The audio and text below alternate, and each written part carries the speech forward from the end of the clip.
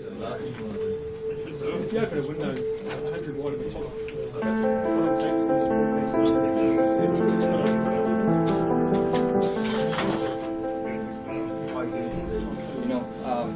It's a short introduction of all the products that we'll be talking about or we will be using within the MDU space.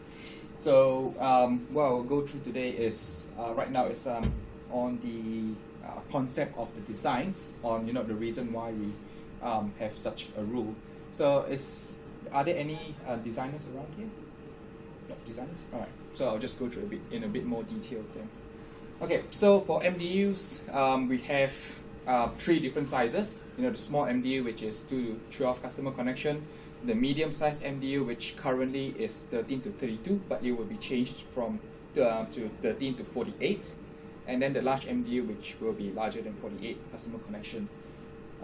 So this will be an update which we will be implementing probably by the end of the month. So starting early next month, we will implement this. So in an MDU, we split it into 3 sections: the lead-in, the distribution, and the drop. So firstly, we look at the lead-in side of things. So for an MDU with 12 and below customer connection, the splitter will be used from the communal side splitter. So it's either the FFP cabinet or the FFP. 13 and above, the medium size and large size MDU, the splitter will be within the MDU itself. All right. Okay, so firstly we talk about the 12 and below customer connection MDU. If we have an underground fixed fiber lead-in, then we have 3 different sizes, which is less than 5 customer connection, which means up to 4, 5 to 8, and 9 to 12. Okay, the whole reason why we split it into these 3 sizes is just to be consistent with the size of the OFDC, which are these boxes, which you have the A4 box, which up to 4 customer connection, the B8 up to 8 customer connection, and the C12 up to 12 customers. That's the whole reason why we split into these 3 sizes. Okay. So for up to 4 customer connection, we have further another decision tree to say how far is the MDU from your FAT, right? Your communal FAT. So is it within 50 meters? So if it's within 50 meters, you have the choice of either installing individual 2 fiber lead-in into each customer connection within the MDU, or you can install a 12 fiber cable and terminate it into an OFDC A4. If it is more than 50 meters, then you only have one choice, which is to install a 12 fiber cable and terminate into a Buddy, an OFDC A4 or a Buddy 2S. Okay.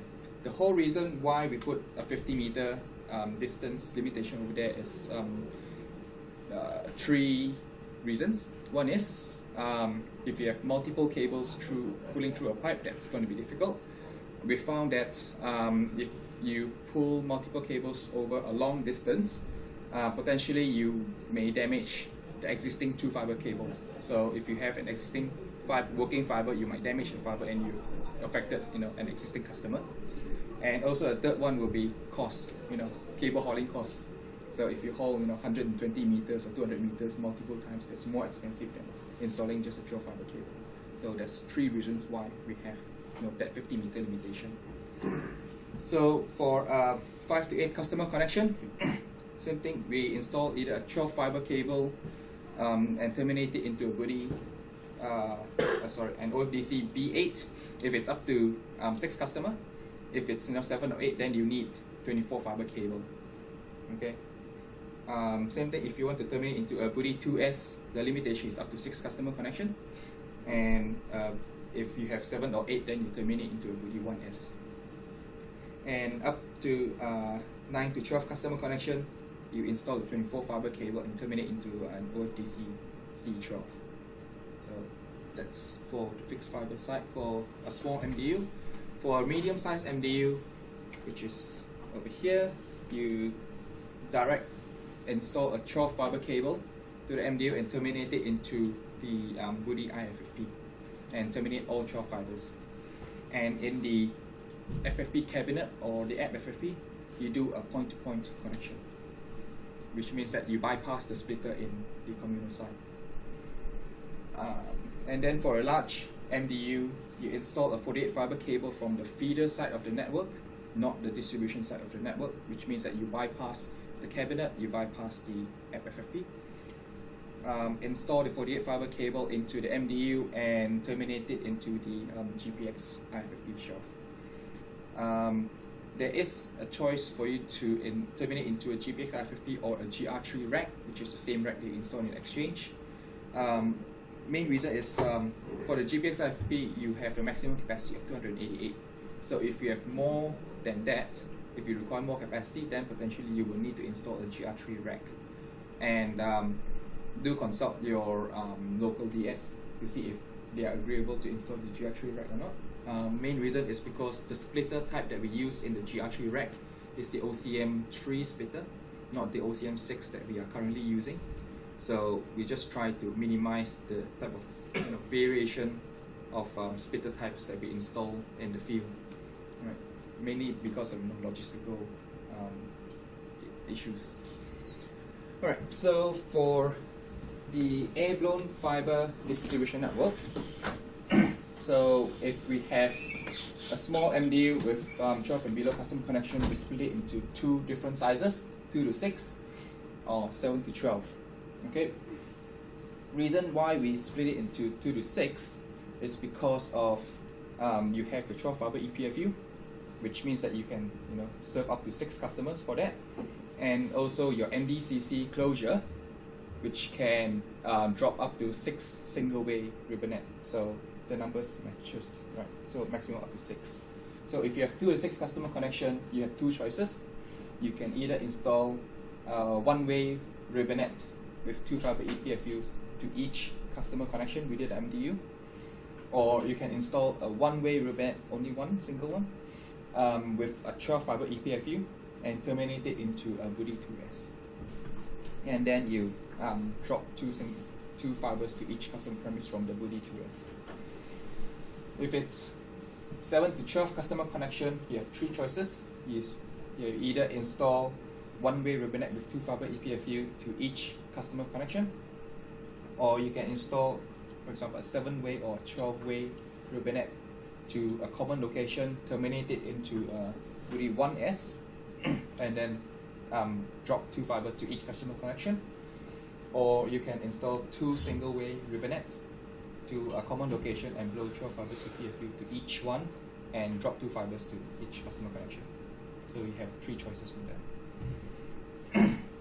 For the medium-size MDU, you install 2 single-way ribbonette to Booty I50, and you blow 12 fiber EPFU through only one of them. The second tube, you remain it as a spare.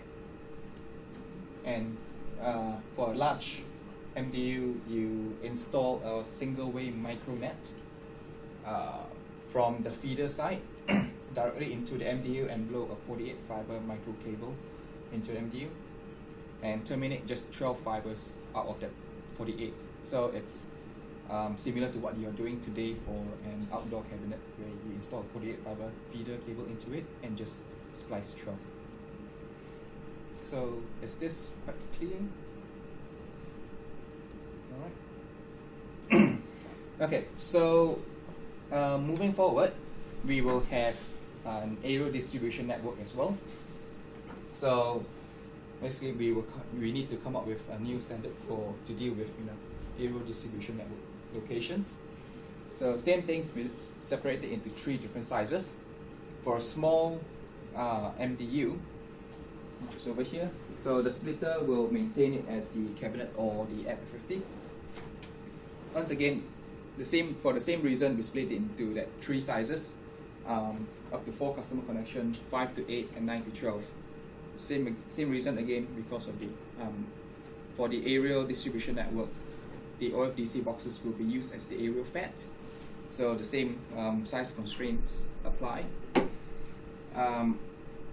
So for up to the 4 customer connection, we know that we have that 4-span rule that we cannot install more than 4 lead-ins for a single pole. So that's why we have this for up to 4 customer connection. We say, can you feed individual lead-ins from same pole? So if you can install in individual 2-fiber drop cables, or if you can't, you can install a 12-fiber ADSS cable and terminate it into a Booty 2S in the MDU. Then for 5 to 6 customer connection, you only need 12 fibers, and then for 7 to 12 customer connection, you need 24-fiber ADSS cable. The RFP for cable supply has just been completed, and Prysmian will be the supplier of the cables. So we know that they have 12-fiber ADSS cable, they have 24-fiber ADSS cable. We are having discussions with them to see if they can supply 8-fiber, 16-fiber or 24-fiber ADSS cable. The reason why we want these 3 sizes is mainly just to maintain consistency with the size of the OFDC. Right. So we are still not sure if they can supply that type of cable size or not, but we will update you with that information once we know. But in the meantime, we maintain it as 12-fiber and 24-fiber for now. For the mid-size MDU, for the 13 to 48 custom connection, we install a 12-fiber ADSS cable and from your aerial FET and terminate it into your Booty IFFP. And for the large size MDU, because we need to terminate the lead-in cable directly to the feeder side, so we can't install it into your aerial distribution cable. So for a large MDU, we basically say we do not feed the MDU from an aerial network. We will feed it direct from an underground network. Okay, is that all right? Okay, so from the lead-in, we now go into the distribution network. So for a small MDU, there's basically no distribution network because your lead-in is either a direct drop cable from your communal into each customer connection, or your lead-in is basically terminated into an internal FET and then direct drop cable from the FET. So there is practically no distribution network. Okay.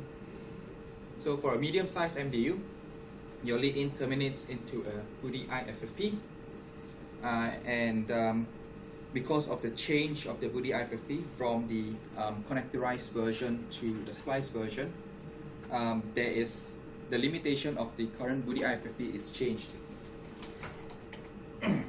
So for the current Booty IFFP, because of the location of the connectors below here, there is limited space for you to manage fiber. So with this type of Booty IFFP, you cannot manage direct drop cables, you cannot manage air-blown fiber.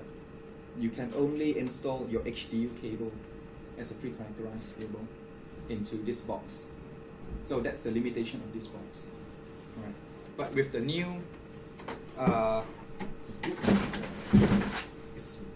spliced version Booty IFFP, you have more space between, so you can install, for example, your air-blown microducts. You can have direct drop cables into it, or you can install your verticasa cable as a distribution. So with this new box, then we have the choice of, do we want to do a direct drop cable from your Booty IFFP? So if you want to drop direct 2-fiber drop cables, then you just install either your indoor ribbonet or your 2-fiber drop cables into this box. If you want to install a distribution cable, for example your verticasa cable, then you just install it and lay 2 fibers per customer into each tray. So in this box, you do not install the HDU cable. The reason being, the HDU cable is a pre-connectorized cable and there's no connector in here. So you do not need the connectors at all. So don't install HDU cable and cut the connectors because it's extremely expensive. Okay.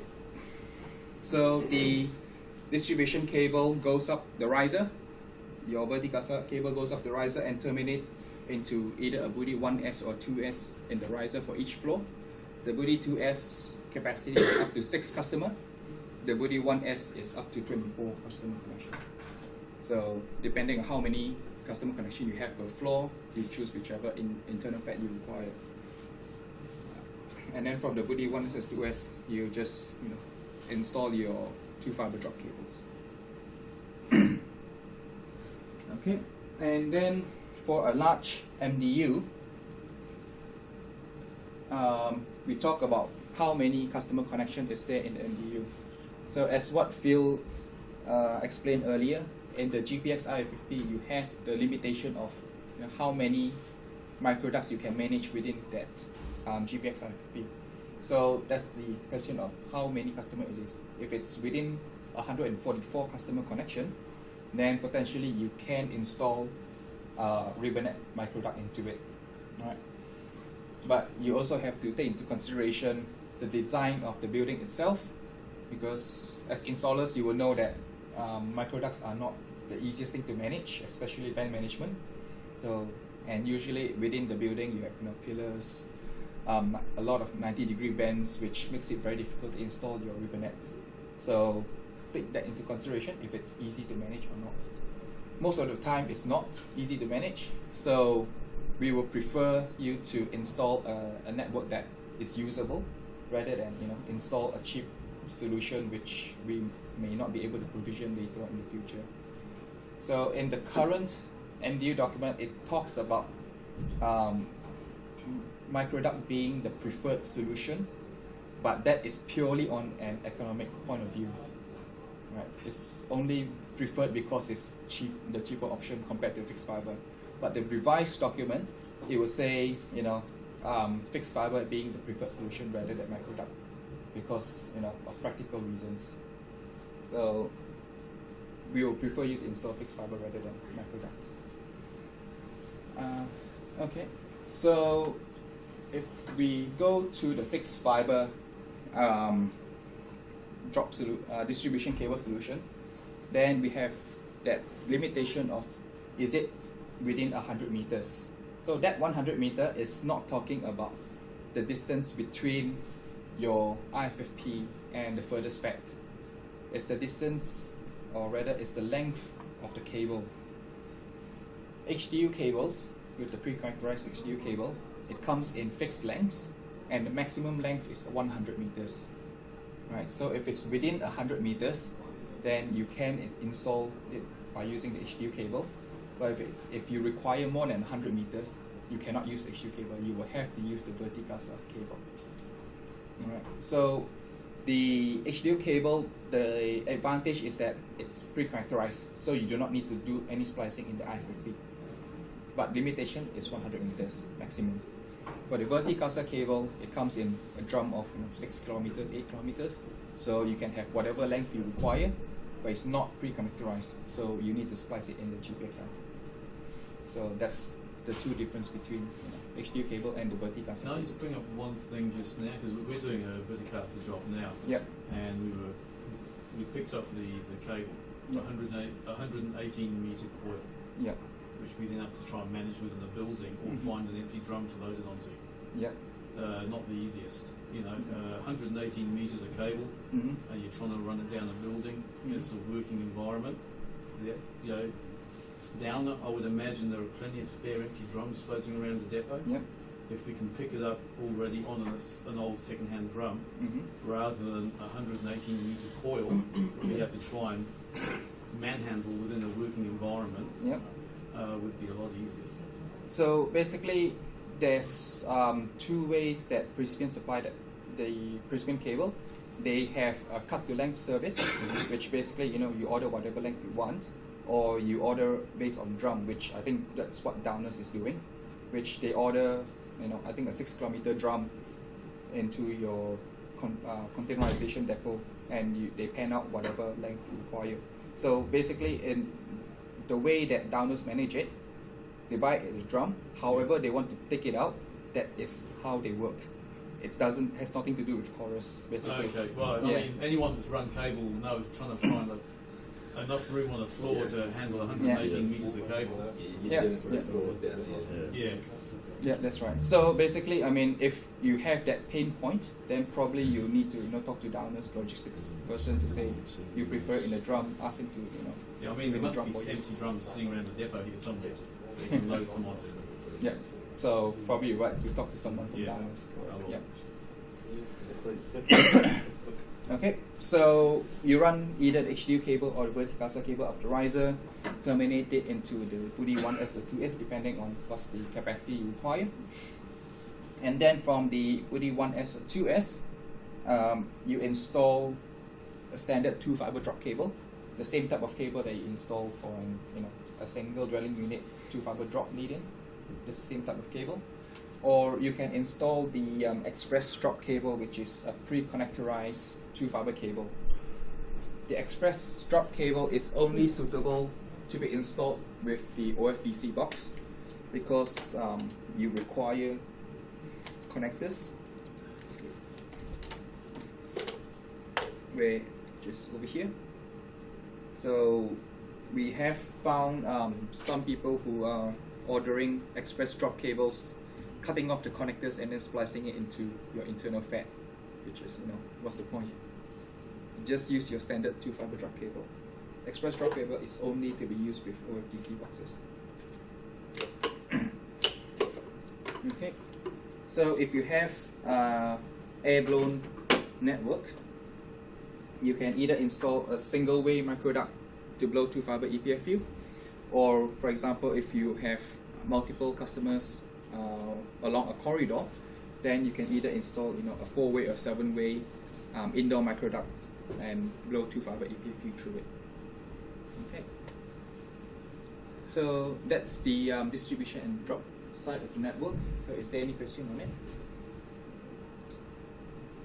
All right. Okay, so this is mainly just a summary table of whatever that's shown in the flow chart. This will be available in the document itself as well.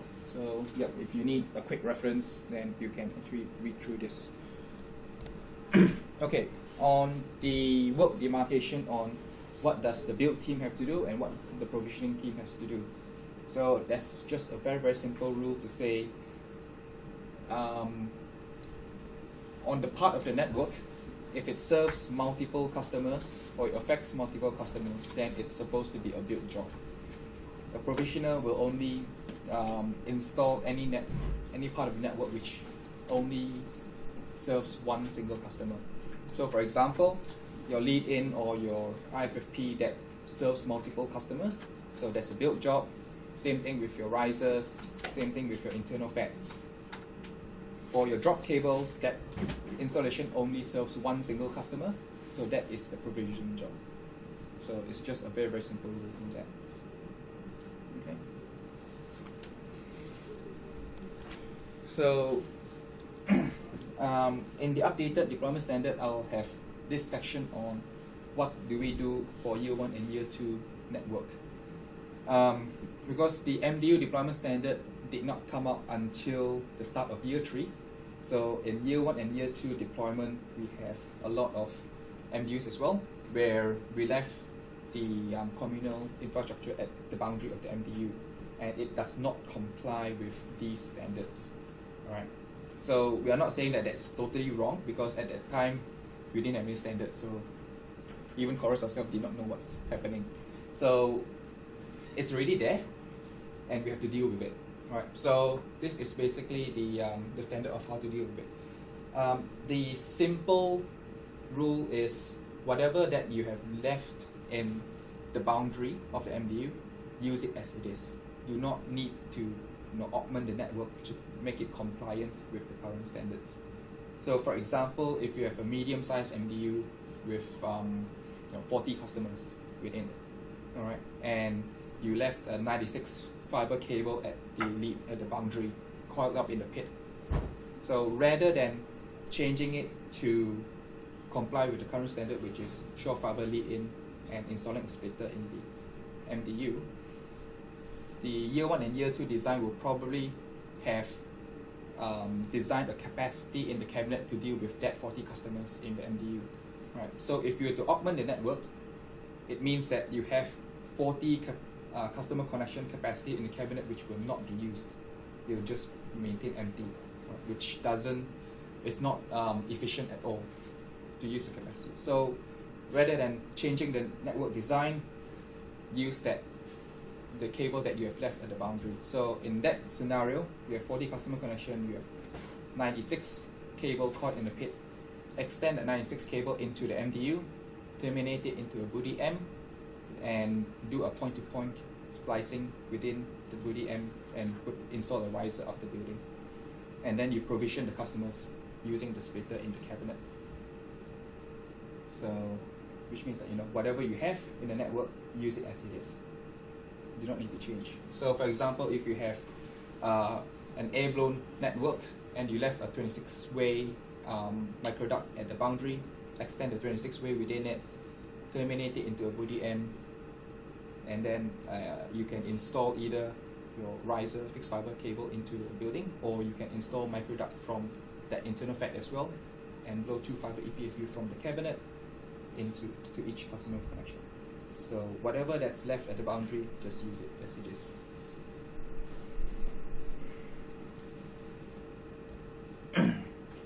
Okay. Another new design rule for MDUs is that in some buildings, it may have existing lead-in cables, which potentially might be used for a point-to-point service, for example, HNS service that is not going through NGA service. So this standard we're talking about, can we reuse existing cables or fibers into the MDU?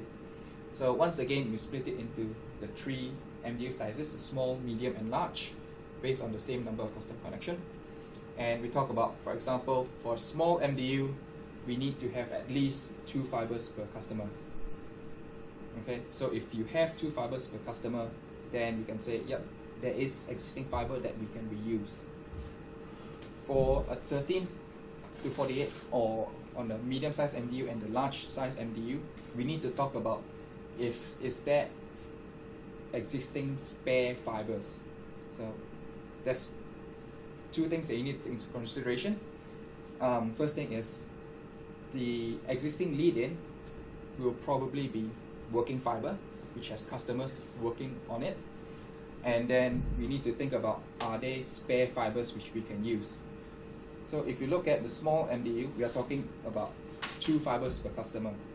If the existing customer has an existing service and they want to change to NGA service, that existing working fiber will become a spare, which you can then use to provide NGA service. But for a medium and a large size MDU, if it's a working fiber, you cannot straight away change it to an NGA service because it affects multiple customers. Right? So you can't turn it off because you turn off other customers as well. Which means that you need to think about, are they spare fibers rather than are they just sufficient fibers. So for a medium size MDU, we need 12 spare fibers. For a large size MDU, we need 48, which is basically consistent with our lead-in standard. Alright, so if they are spare fibers, then we need to take into consideration, does these fibers go all the way back to the exchange?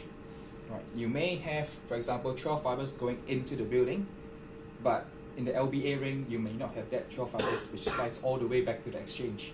Right. So we need to take that into consideration, that if we have 12 fibers from the exchange all the way up to the MDU.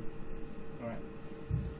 If the condition is that we have 12 fibers going into the building, but we do not have sufficient fibers all the way back to the exchange, then we consider it as having no existing fibers.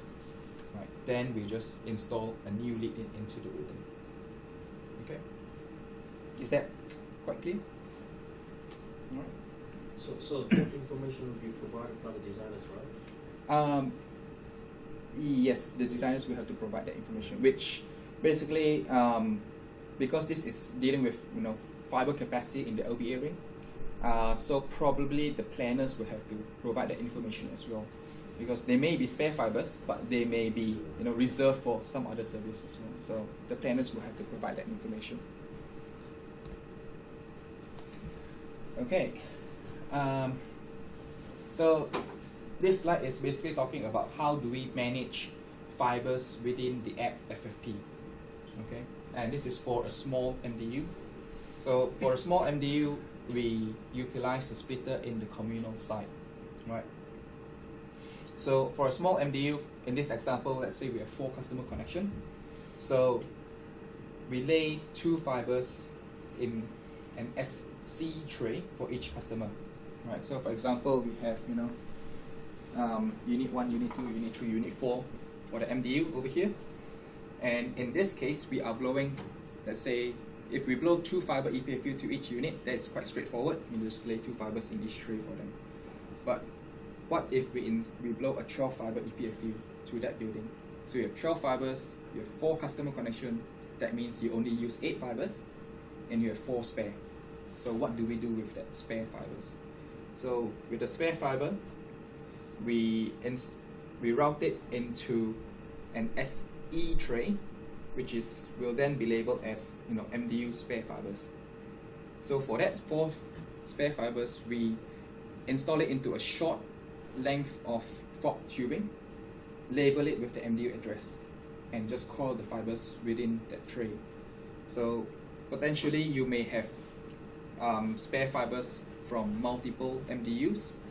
So that's why we need to install it into a short fork tubing with the address, so that we know all those spare fibers, which MDU is it going to. Okay. You do not need to, if let's say you have a meter of fiber, you do not need to sleeve a whole meter of fork tubing. You just need a very short length where you can just put the address labeling on it. Okay, so for a medium size MDU, if we are to install a 12 fiber cable or 12 fiber EPFU, we just lay all the fibers into an SE tray and splice all 12 fibers.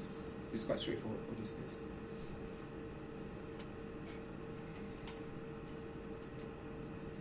Okay. For that side, we are talking about app FFP.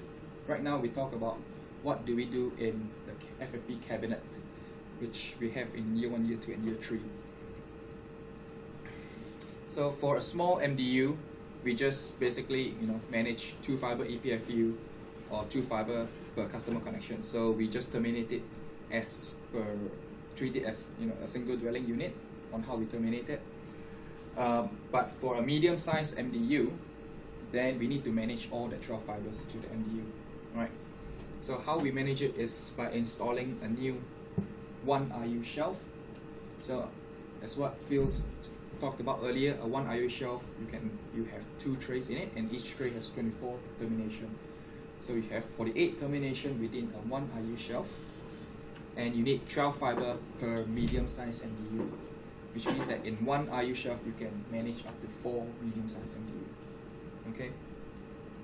So we install that 1 IU shelf in a free space within the cabinet, right below the feeder shelf, or if you have a fixed fiber network, install right below the fixed fiber shelf. An important thing we need to take into consideration is if the cabinet has air-blown microduct coming out from it, because for an air-blown network, we do not install the shelf until we require the termination, right? So in this example, you may require 3 IU shelves, but you only have a single 3 IU shelf terminated today, right? So which means that you need to have these 2 capacity as well for future expansion. So we need to take that into consideration. You can't install the 1 IU shelf down here, because then you take up your space for your air-blown fiber, right? So what happens if the cabinet is full capacity? Then the feeder shelf is a 3 IU shelf today. So we remove that 3 IU shelf, replace it with a 2 IU shelf. So we have that 1 IU shelf space available. So as what Phil talked about earlier, the 3 IU and the 2 IU shelf, you have the side, what do you call that? Slots? Yep. Wraparound slots, where you are able to remove the trays and take the trays out without breaking the fibers. Right. So the 2 RU and the 3 RU shelf has that wraparound slot. The 1 RU shelf do not have that. So that's the reason why you can only replace the 3 RU with a 2 RU. Okay. That gives you that 1 RU capacity for you to install your shelf for the MDU. Okay. Yeah, so basically this is just to show you, what's the changes between the Woody i50 from the connectorized version to the splice version. Okay, on fireproofing for an MDU. So we've come across situations where the installer goes to the MDU and find that in the riser there's no fireproofing, or the fireproofing is not up to standard. So what do we do with it? Because according to the rules, the last person who goes in to do any installation is liable for the condition of the fireproofing. So which means that if you go in to install our fiber cable, we will be liable for it if it's not reinstated. Right. But Chorus is not a business to go out and reinstate buildings up to standard. It's not our part of our business. So what do we do?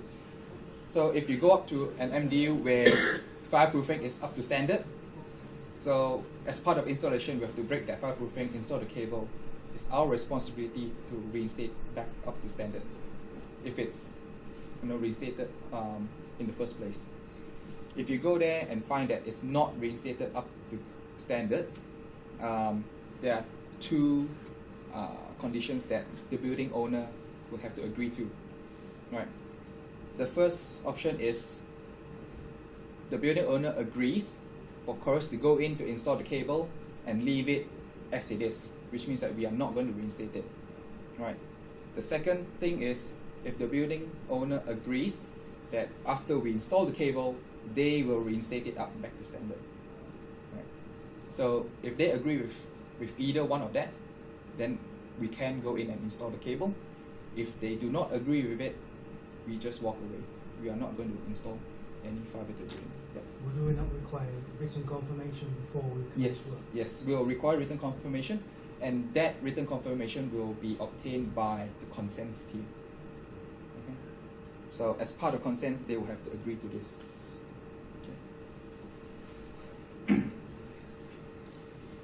Okay. So if you have a scenario where you've got a 100 millimeter core hole, Yeah. going from one fire cell to another fire cell, Mm-hmm. with existing services in it, Yeah. okay, we'd be better off than doing a separate penetration and fire stopping our one rather than trying to fire stop this existing 100 mil penetration. Well, if that 100 mil fire penetration is already open, then it was actually cheaper for us to just install it through it, if the building owner agrees, And then fire. and then get them to do it. Right, because if Okay, it's so open as today, so as an installer, we need to be told whether Yeah. we're reinstating fireproofing or not. yeah, Because my understanding was any new penetrations we put in had to be fire stopped. yes, But any existing penetrations, we left them as we found them. yes, that's right. So if there's no fireproofing, we don't fireproof. We don't fireproof it. Yeah, if the consents say that, right? Yeah, as the installer, we need to be As told this. yeah. So if the building owner agrees that we do not reinstate it, then it's fine. We'll do it. If they do not agree to it, we walk away. We are not going to do it. Right, well then we need to see something on our document telling us what we're doing. Yeah. So the consents team will have to provide you with that information. Okay. So on the campus type MDU, probably it's quite difficult to see this on the slide, but the same thing will be available in the deployment standard, so you can have a look at that. For campus type MDU, we treat the whole campus as one single big MDU.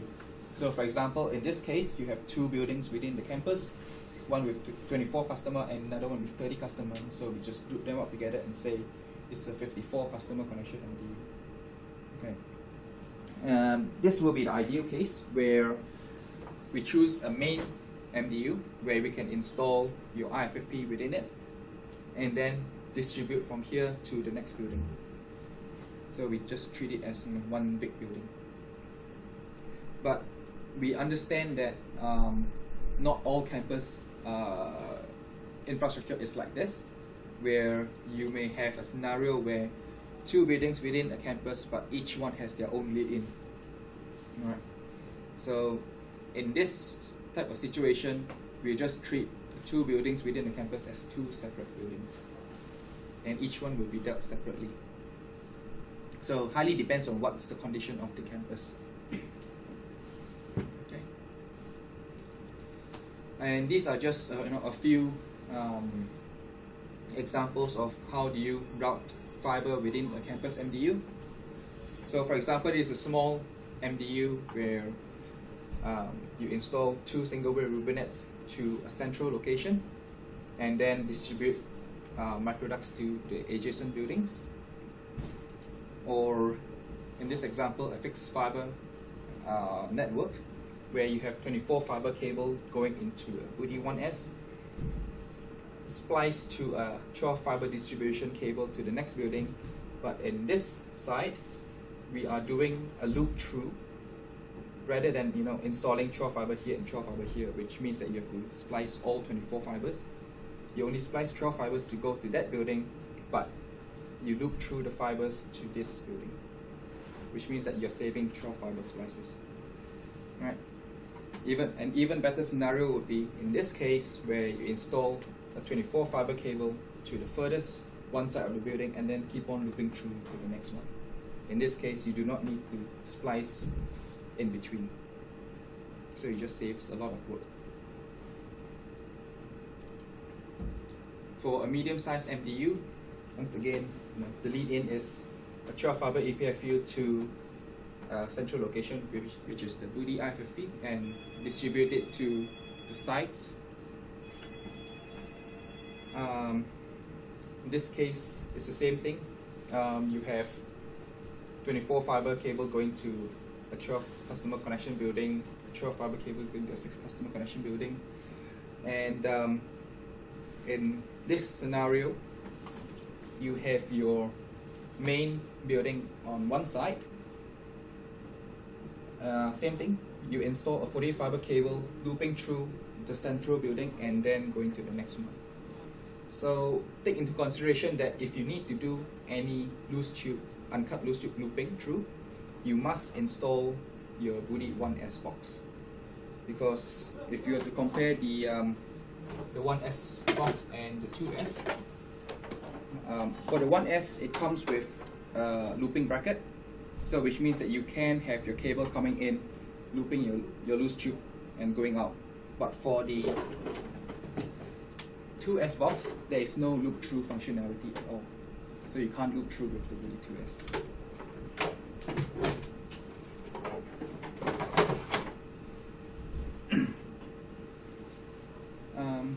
Same thing with the large MDU.